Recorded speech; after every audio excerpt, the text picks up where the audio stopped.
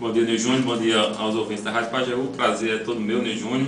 E começa respondendo a pergunta que sim, né, que o Partido dos Trabalhadores se coloca como um partido vitorioso, né, e Jair do PT também, vitorioso politicamente. Né? Eu, certo, na história de Afogados, sou o candidato do PT à Prefeitura de Afogados que mais teve votos, porque até então a gente não teve nada. Então a gente saiu do zero. Em vários momentos a gente veio aqui na Rádio Pajeú comentar pesquisas onde dava 0 voto.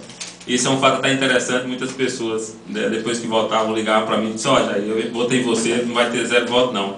Então a expectativa não era uma expectativa de uma votação grande. O percentual bateu que foi quase 1%, né? É, 1%. E aí, Nil Júnior, é o seguinte: a gente tem que ter maturidade de que a nossa candidatura se colocava como uma candidatura, né, para tentar despolarizar a eleição. Mas acredito que na parte política, na questão de debate, a gente ainda conseguiu tirar, né, o foco para que os dois principais adversários ficassem debatendo só com eles. Né? Prova disso foi que o último debate, o candidato eleito agora, Patriota, resolveu debater com o PT. No primeiro momento, certo, a intenção era também, né, não fazer esse debate. Né? A gente foi para o debate com qualidade e mostrou que quem desprezasse o PT naquele momento seria até prejudicado eleitoralmente, e aí a partir disso se começou a debater. Agora, a gente com uma campanha sem estrutura, né? Não teve carro de som para colocar o que a gente pensou, né? O que a gente propôs através do guia eleitoral, o que a gente apresentou, né, nos debates, onde todos, né, de forma unânime perceberam a qualidade, né, da candidatura do PT a partir desses debates principalmente, e aí a gente não teve força para fazer essa campanha chegar de forma mais clara, né, e pessoal a cada cidadão de Afogados da Engazeira. Acho que essa é uma dificuldade, né? Não vou condenar nem me achar derrotado politicamente nessa eleição de forma nenhuma, né? Eu me acho vitorioso politicamente, primeiro por esse desafio de tentar se apresentar, né, a Afogados da Engazeira como uma alternativa a esses dois grupos fortes, né, que há 24 anos se revezam no poder, e tentar despolarizar essa eleição. Eleitoralmente a gente não conseguiu, mas quero agradecer aqui os 206 revolucionários que votaram no PT, e não tenho dúvida que esses votos aí a médio e a longo prazo vão se multiplicar, porque a gente tem uma proposta para Afogados da Engazeira. A gente vai conseguir fazer esse debate de forma mais forte nas próximas eleições, e eu saio satisfeito. O partido tem um objetivo também de manter os mandatos que tem de vereador na Câmara. Hoje nós temos 2 vereadores, né? E a eleição a gente elegeu apenas 1, e aí também não vou colocar erro na estratégia, na discussão, porque foi uma questão de poucos votos que faltaram para que a gente elegesse o segundo candidato a vereador. E a nossa avaliação é que se a gente estivesse discutindo uma outra alternativa, a gente não teria nenhum vereador na Câmara, e os números mostram isso, né? Então a gente fica satisfeito com o resultado. É claro que a gente esperava mais, claro que esperava até ganhar, né? Porque enquanto o eleitor não depositou seu voto, toda a esperança é válida nesse sentido. Mas o resultado eleitoral ficou aquém do esperado. Já eu fiz o seguinte aqui: eu separei 4 temas que para alguns analistas são considerados erros importantes do PT nessa eleição, e você vai abordá-los na ordem que você quiser. Vou lhe dar o direito de abordar na ordem que quiser. Escolha do vice, a troca do vice, porque se tinha um sindicalista aí, que era o Vandelson, que já vinha na mídia há algum tempo questionando o governo, poderia ser, a troca do vice teria sido um erro. Você teria sido vítima da polarização da campanha, porque à medida em que a campanha se polarizando entre Patriota e Giza, e aí um fator comum na terceira via, quanto mais se polariza a campanha por cima, mais se esmaga a campanha que está colocada como terceira via. Infidelidade dos candidatos à Câmara. Se você teve 206 votos, se Renan foi eleito, se houve outros candidatos com mais votos que você, nitidamente o vereador não pediu como deveria o voto casado, e teve vereador na campanha com Patriota, teve vereador na campanha com voto com Giza.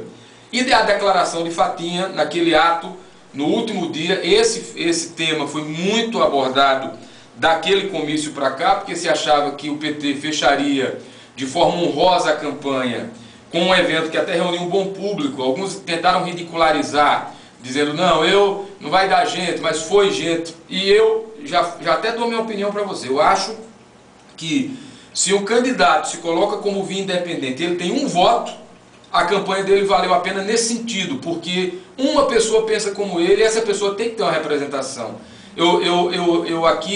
Eu questiono, eu não questiono quem condena a declaração de Fatinha, porque eu acho que também no processo democrático, na minha opinião pessoal, ela errou. Ela própria reconheceu isso. E como ela própria reconhece. Mas eu condeno quem tenta questionar a sua campanha pela votação que você teve.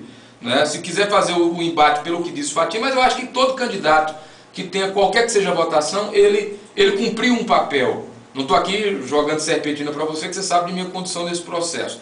Mas porque algumas pessoas tentam, por exemplo, debochar, ridicularizar, eu condeno qualquer tipo de atitude nesse caminho, como condeno qualquer tipo de ridicularização ou de questionamento mais duro, ou de afronta, de provocação mais assintosa de quem ganhou sobre quem perdeu.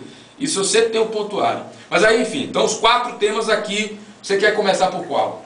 Vamos começar pelo começo, né?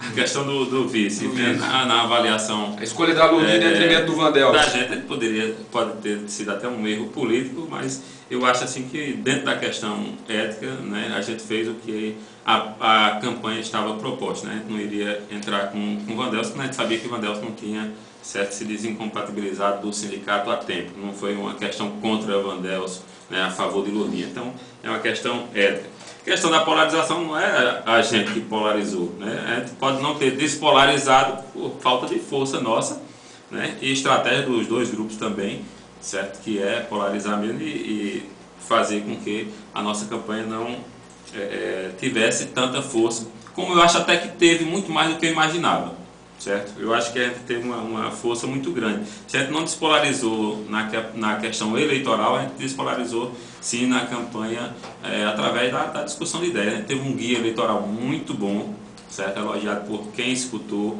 né? Uma qualidade excelente. A gente teve uma participação nos debates em todos os locais, né? No Instituto Técnico Federal, na faculdade, os 2 debates da Rádio Pajeú também muito bons, né? Elogiado por todos. Então, se o eleitor não quis despolarizar, é paciência. Agora, o dever de casa a gente fez, cumpriu e cumpriu bem em relação a isso.